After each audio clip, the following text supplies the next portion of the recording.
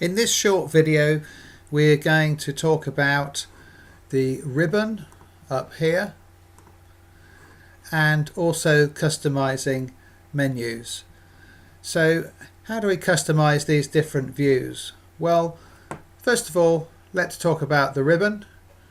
Here is what's called the quick access toolbar, and if you click on more commands, you can add to the 4 default commands that the quick access toolbar offers. So let's say that we have a burning desire to delete some cells. We can take that command there and add it to the quick access toolbar. Or perhaps we're excited about emailing something to somebody and we wish to do it quickly.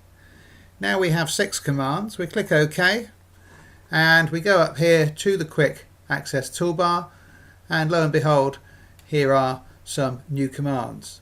So that's one form of customization. Customizing the ribbon is slightly different. So if we go to more commands, we move away from the quick access toolbar onto customize ribbon. Now this was dealt with in a previous video because I showed you how to toggle the developer tab.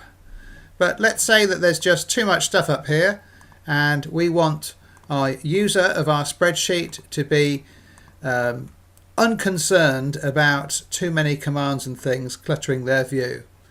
And there we have a much better view here on the ribbon. And in fact, if it wasn't for this particular module here, which is just something that happens to be stuck on my machine, you can just have the Home tab here. So, as promised, that was just a short introduction to customizing the ribbon and menus in Microsoft Excel.